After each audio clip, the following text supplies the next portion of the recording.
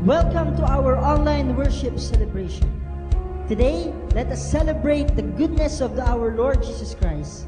Let us praise Him, for He has done a lot of great things in our lives. Let us worship the Lord.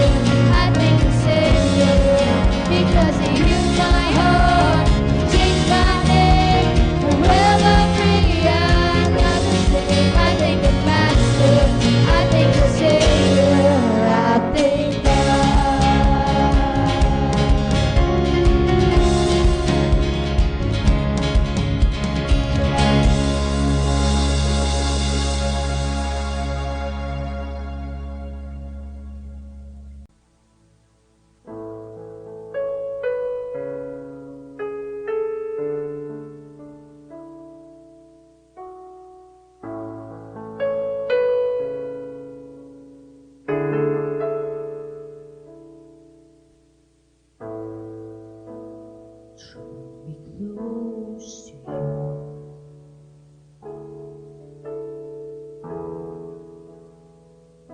Never let me go.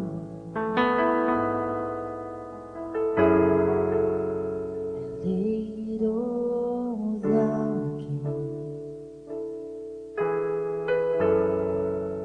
to hear you say that I'm your friend.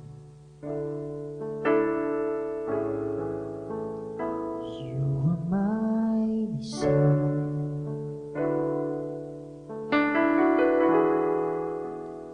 No one else will do.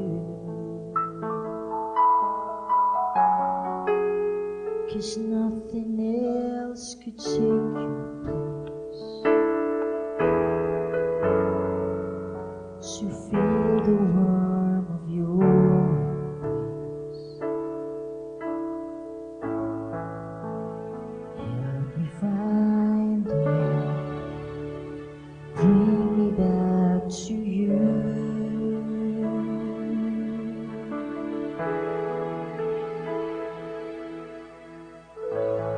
You're all I want. You're all I ever need.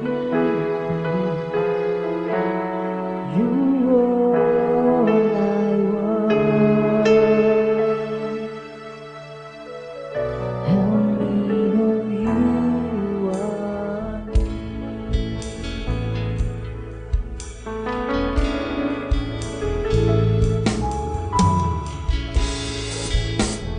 Draw me close to you.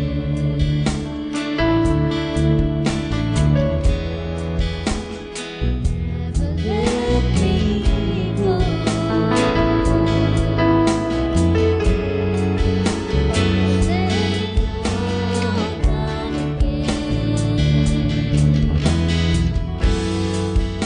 To hear you say that you are my desire.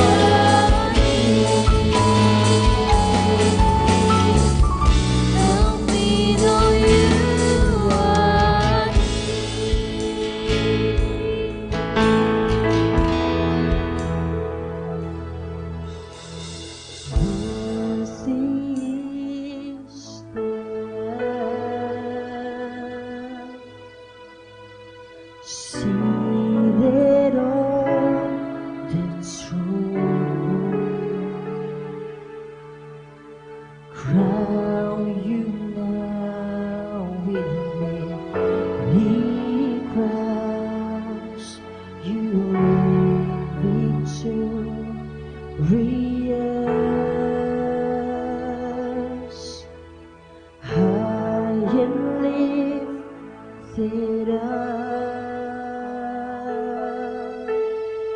Jesus, Son of God,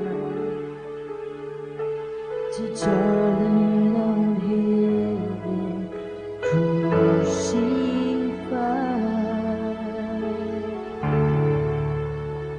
worthy is thou.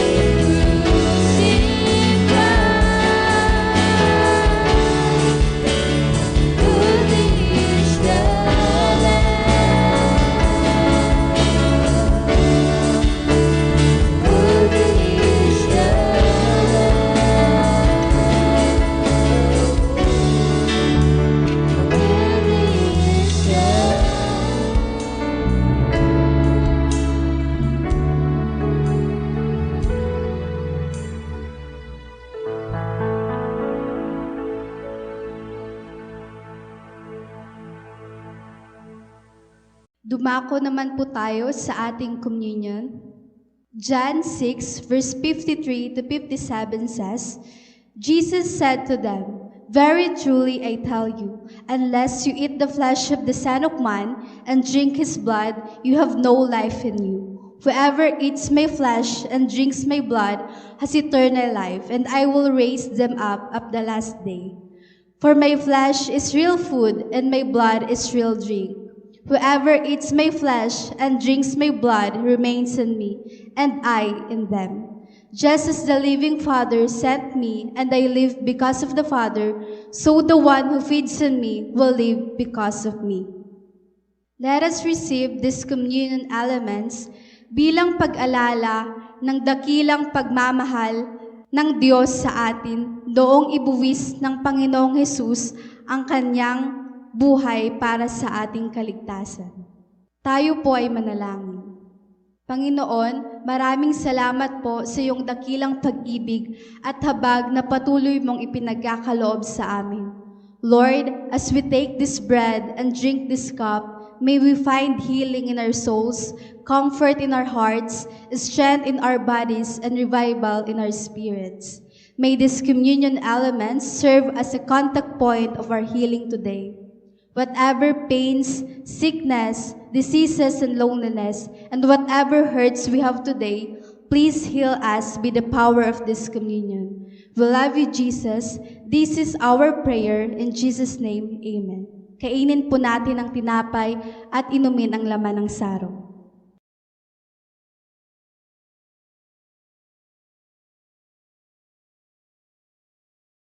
Dumako naman po tayo sa pagbibigay. Sinasabi sa mga Kawikaan, chapter 11, verse 24 to 25, taong mapagbigay ay lalong yumayaman, ngunit naghihirap ang mga tikom na mga kamay. Ang taong matulungin, sasagana ang buhay, at ang marunong tumulong ay tiyak na tutulungan. Mga kapatid, may tanong lamang po ako. May tao bang naghihirap dahil sa pagbibigay? Di ba wala naman po? Dahil the more na nagiging generous tayo kay Lord at sa mga taong nangangailangan na tulungan natin, ay the more din tayong pagpapalain ni Lord. Kung gaano karami ang mga bagay na naitulong mo at namula sa iyong puso, i-expect mo, kapatid, na higit pa riyan ang maaaring ibalik sa iyo ni Lord. Kapatid, sa isang linggong pinagpala ka ni Lord, sana ay naitabi mo ang 10% na dapat mong ibalik sa Kanya. Maging generous po tayo kay Lord. Dahil always siyang generous sa atin. At kailanman ay hindi siya nagkulang sa atin. Kaya mga kapatid, sabay-sabay po tayong ibigay ang ating mga ikapag-alay sa ating Diyos na patuloy tayong pagpalain. Maaari po ninyong ipadala ang inyong mga tithes and offerings sa mga account number na makikita po ninyo sa screen. Maraming salamat po and God bless.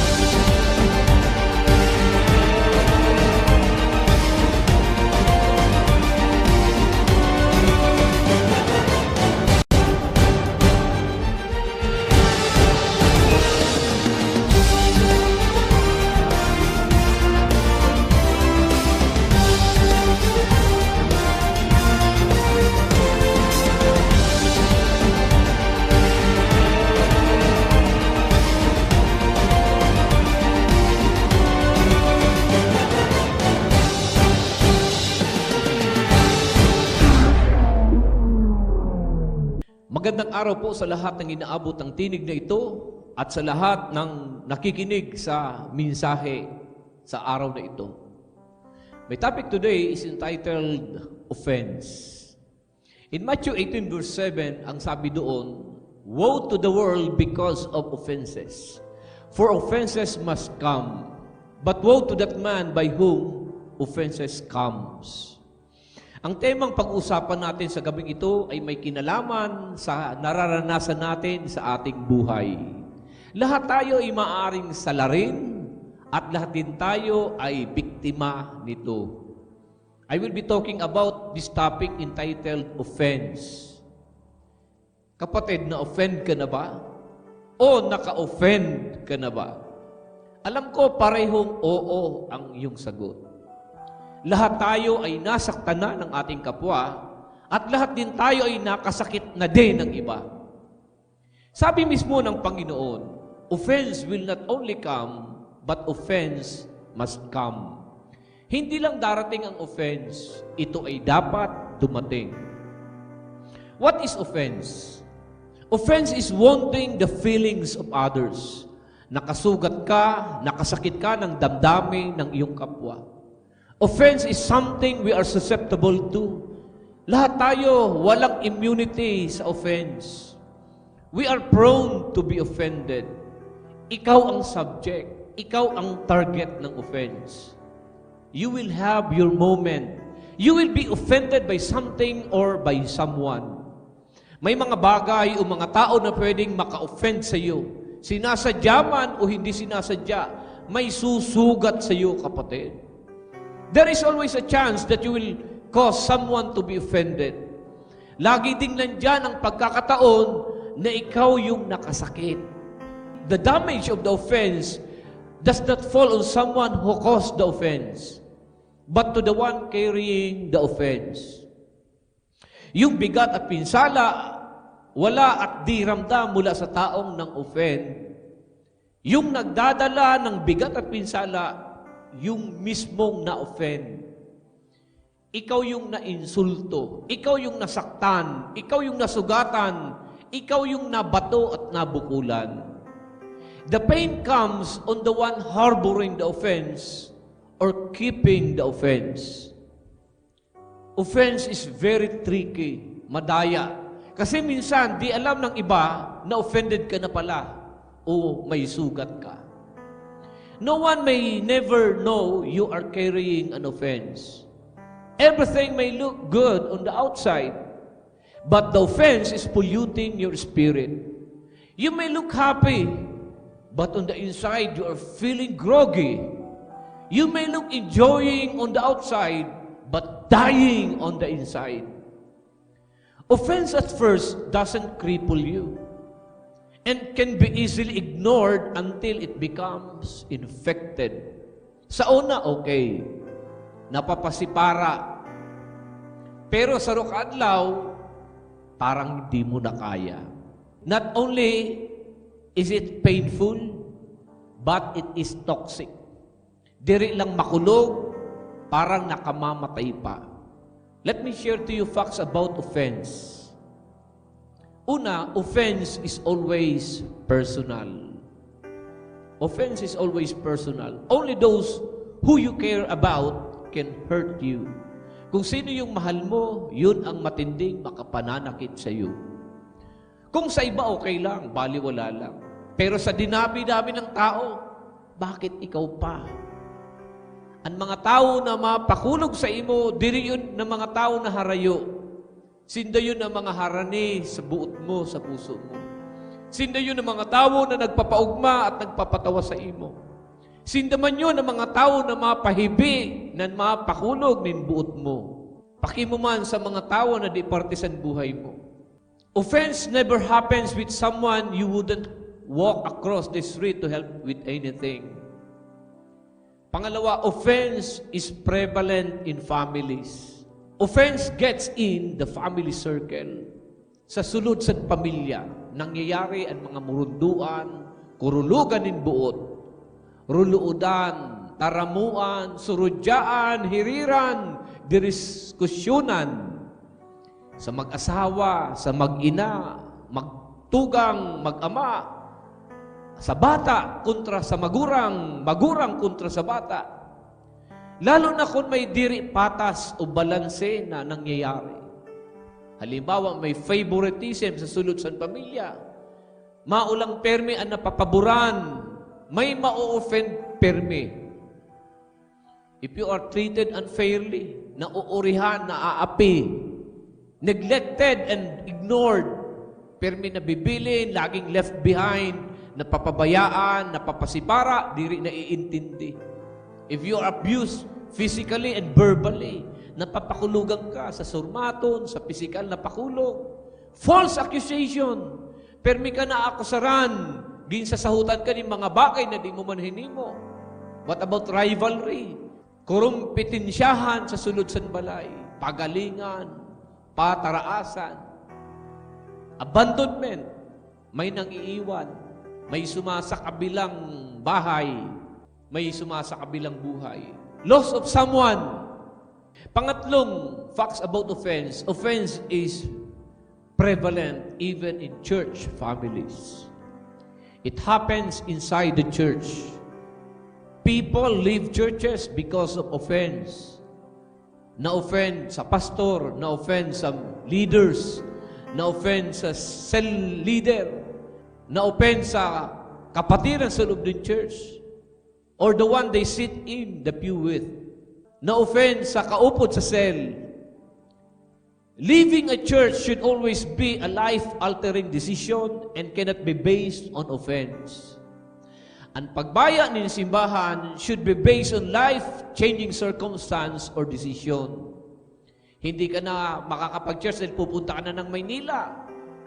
Na-paralyze ka na, hindi ka na makakaakyat ng hagdan. Lilipat ka na ng tirahan, magmamigrate ka sa ibang lugar. Doon ka na maistar. Do not leave the church because of offense. Huwag kang gagawa ng desisyon kapag ikaw ay galit at kapag ikaw ay malungkot. Bigger percentage of that decision could possibly be wrong decision. Kapag love mo si Lord, love mo ang church at ang leader mo, you may have 1,000 reasons to live, but you will find one reason to stay. Ang pag-iwan ng simbahan because of offense is a sign of immaturity and carnality. Many were offended to the teachings of Jesus. In John 6, verse 60 to 66, on hearing it, many of his disciples said, "This is a hard teaching, who can accept it?" Aware that his disciples were grumbling about this, Jesus said to them, "Does this offend you? Then what if you see the Son of Man ascend to where he was before? The Spirit gives life, the flesh counts for nothing. The words I have spoken to you, they are full of the Spirit and life. Yet there are some of you who do not believe." For Jesus had known from the beginning which of them did not believe and who would betray him. He went on to say, "This is why I told you that no one can come to me unless the Father has enabled them." From this time, many of his disciples turned back and no longer followed him. Ang Panginoong Hesus nga, perpekto, napakagaling na leader, napakabuting pinuno, pinaka sa lahat, iniwan because of offense. The problem was not Jesus nor the teachings of Jesus. The problem was the maturity of disciples. They did not handle the offense correctly. Paano natin i-handle ang offense ng tama? Mamaya alamin po natin. Pang-apat na facts about offense. Offense will keep you at night. There is no pain reliever or sleep aid that will remove an offense. Diri ka mapapaudog, di ka makakatulog, di ka makakakain. Offense is hard to let go of. In Proverbs 18 verse 19, a brother offended is harder to win than a strong city. An offense will distract you. Nakawara focus, nakawara concentration. In kakaistorya ka, lupad ang isip mo. Ang sunod mo na bado, baliktad. Sige mo hanap lapis, nakasabit lang pala sa talinga mo. Sige mo hanap sa antipara, nasa agtang mo. Ang kinuha mo imbis na panyo, pantiugari. Distracted ka kasi. Sa gabos ng superhero, sinong distracted? Si Superman? Nagsuot ng pantalo, nasa labas yung brief. Inirog mo man, nagmumukha kang Superman dahil distracted ka. Maski comedy ang iniimod mo na pelikula, naghihibi ka. Offense will bring you into the state of woe, sadness, confused, despair, depression, gloom, heartache, heartbreak, unhappiness, despondency, regret, melancholy. But there is a good news, my friend. There is a good news for you. Offense is going to let go of someone today. May makakalaya sa offense ngayong araw na ito. May makakalaya sa offense. Sino dito gusto mong makalaya ka sa mga heartaches? Makalaya ka sa galit, sa mga depression, mga sakit ng loob, sama ng loob. Merong makakalaya sa araw na ito. Panglimang facts about offense, offense has a root. It never just pops up. Di man parang kabuti na bigla nandyan na. Yung anghit, di naman po bigla yan. Accumulated yan. Natitipo, nadadamot. Kumbaga sa sungka, nagsubi ka na. Dati maluya, habang nag-aawat, kapag di mo nakukontrol, nakusugan binino, makulog sa sentido. Mauman po an offense, padiyo-diyo, nadadamot. It usually grows from a place that rooted from something else. May hinalian po an offense. We produce the fruit of offense from hurt, anger na makakaalta presyon, jealousy na makangili-ngili, envy na nakakaburong, resentment na makauuyam, bitterness na makakatapsi, hatred na makababadli. Halididian offense, nagtatalubo. Offense interrupts our God thinking. Nakaburong nin utak ang offense.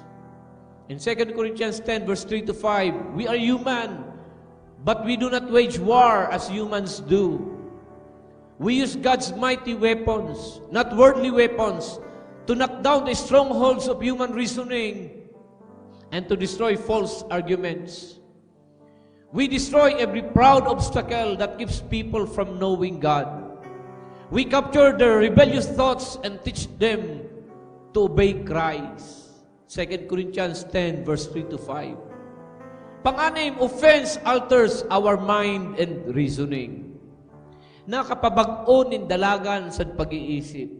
Nabako pati rarasunon, pati reasoning at pagtingin. Ang magayon sa imo, napangit bigla kapag urit ka. Ang gusto mo permi maimod, niyan habo mo na, maimod kay urit ka. Ang dati na sa pag-imod mo, kabuot-buot, niyan ang pag-imod mo, karaot-raot. Offense is Satan's most effective tactic to keep you from what God has promised you. Taktika ni Satanas ang offense. Para di mangyari sa imo ang pangako ni Lord sa imo. Naharayo ang blessing sa tao na offended. Sa na-offend sinda kan Lord, pati milagro nagluod. The spirit of offense has been working to keep people down for years and years. Pampito, offense is a trap. Ang offense ay isang bitag ng kaaway. When it traps us, it has the full potential for trapping us for a very long time. Huwag tayong papayag, kapatid. Two things a trap need to be successful. Una, a trap needs to be hidden to enable the animal to stumble into it. Pangalawa, a trap is a bait. Ang trap ay isang patibong o paon to lure the animal into its destructive jaws. Offense is the hidden trap and irresistible bait that Satan uses to pull God's people into captivity. Ang offense ay bitag at patibong ni Satanas para bihagin ang mga lingkod ng Diyos. Walang magandang nangyayari sa taong nakagapos sa offenses. Pangwalo, offense is a choice. You can make a choice to be free from offense or magapos ka ng offense. Sabi nga, mabuti pa yung bulag, hindi na o-offend sa itsura mo. Yung bingi, hindi nasasaktan kahit pagsalitaan mo ng kung ano-ano. Yung mga bingi, kahit murahin mo, libakon mo, nung ka na ma-offend sa imo. Mabuti pa daw yung mga pipi, di marunong magsalita ng bad words. Ayaw niya kasi maka-offend. In Proverbs 19:11 says, if you are sensible, you will control your temper. When someone wrongs you, it is a great virtue to ignore it. You can be free by making the choice to be free. Pwede ka palang maging malaya kung pipiliin mong maging malaya sa mga offenses at sa mga hurts. To help you with that choice, I want to give you a few things to stop doing and to start doing. Anong dapat ating itigil? What we stop doing? Number one, stop justifying it. Stop justifying it. Working hard to prove to anyone that will listen to you that you were done wrong. Huwag mo nang i-justify para i-prove sa iba na ginawang ka ng masama. Palipasan na lang. I-ignore mo na lang. Palampasin mo na lang. In paraliba ka, tumahimik ka na lang. Sinisiraan ka, iniinsulto ka, ginawang ka ng masama. When you harbor offense, ikaw yung talo. Para walang gulo, kayo na ang tama, ako na ang mali. Kayo na ang banal, ako na ang makasalanan. When you are in Christ, you don't have to justify yourself any longer. We have justification through Christ. Now it was not written for His sake alone that it was imputed to Him, but also for us. It shall be imputed to us who believe in Him, who raised up Jesus our Lord from the dead, who was delivered up because of our offenses and was raised because of our justification. Romans 4:23 to 25. Stop justifying your offenses. Huwag mo nang ipaglaban ang nararamdaman mong galit at sama ng loob. Di mo na kailangan gawing ipaglaban yun. Palampasin mo na lang, kapatid. Stop justifying it. Kaya mo ginagawa dahil ganito ang ginawa sa iyo. Palipasa. Pangalawa, stop rehearsing it. Huwag mo nang ulit-ulitin. Rewind ka ng rewind. Stop going over and over again. Huwag mo nang inuulit-ulit. It's time to tear up the script of what that person did to you. Diri mo na pagpara ulit-uliton sa tawo na ina ang ginibo sa imo. Huwag maging historical at geologist. Nagbubuhay ng patay, bungkal ng mga matatagal nang nangyari. Ulit-ulit. Quit rehearsing. Enough is enough. Stop justifying, stop rehearsing. Pangatlo, stop discussing it with others. Stop discussing it with others. Diri mo na pagparakwento kung kani-kanino. Offense will never go away if you feel comfortable discussing it all the time. Lalo na kung ang inkukwentuhan mo, diri ka inkukorek. Diri naghatag sa imo ng direksyon at buhay. You are discussing it with the wrong people, with the wrong person. Talk to God and leave it to Him. Bring your case to God. Stop justifying your offense. Stop rehearsing your offense. And stop discussing it with others. Ngayon, ano naman ang umpisa natin gawin? What we start doing?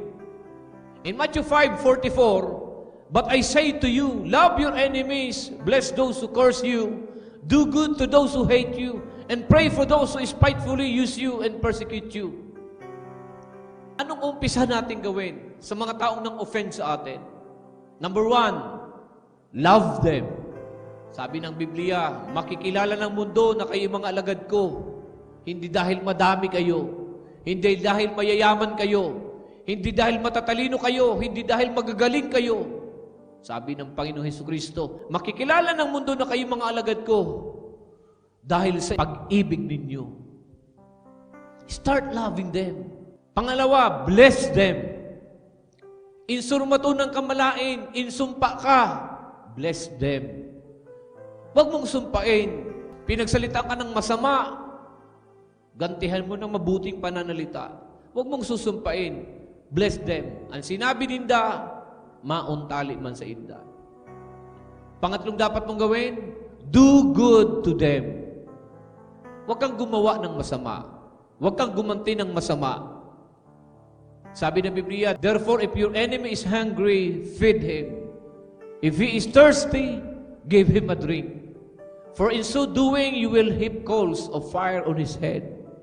Do not be overcome by evil, but overcome evil with good. Romans 12:20-21. Pang-apat, pray for them. Stop na sa pag-justify ng galit mo. Stop na sa paulit-ulit. Stop na sa kakakwento sa iba. Ang gawin mo, love them, bless them, do good to them, and pray for them. Simulan po natin, kapatid, dito sa loob ng ating simbahan. Simulan natin sa ating mga kapatiran, sa loob ng ating cell group, sa loob ng ating church. Mga kapatid, mga kaibigan, hindi tayo mga perpektong tao. Pwede kang maka-offend at ma-offend ng mga kasama mo dito sa church. Pwede kang makasugat at pwede ka ring masugatan. Pero pairalin natin ang pag-ibig, pagpapatawad, love them, do good to them, and pray for them. Magkakapatid tayo at isang pamilya tayo ng ating Panginoong Diyos. Ako'y naniniwala kapag pinairal natin ang pag-ibig ng Panginoong Diyos, ang pagpapatawad, napakadali po ang kasunod, kapatid. Kapag natuto tayo magpatawad at magsisi, yung restoration and reconciliation will always happen. Pairalin natin ang pag-ibig ng ating Panginoon. Pagpalain tayo ng ating Panginoon Diyos sa araw na ito. Magpatawaran tayo, magmahalan, magunawaan, walang iwanan, walang laglagan. Purihin ang ating Panginoon. Palakpakan natin ng malakas ang ating Panginoon. Magsitayo, itaas ang mga kamay at ako'y magdideklara. Ang kapayapaan ay sumaating lahat. Ang panatag na puso, matiwasay na pag-iisip, ang masayang kalooban at malakas na pangangatawan, ang pinagpalang buhay at kabuhayan ay dumalay sa iyong sambayan. Pakaingatan ka ng Diyos sa isang buong linggong darating at ang kapayapaan niya maghari sa atin. Tanggapin natin lahat ito sa pangalan ng Ama, ng Anak at ng Espiritu Santo. Lahat ay magsabi ng Amen. God bless you. God bless you.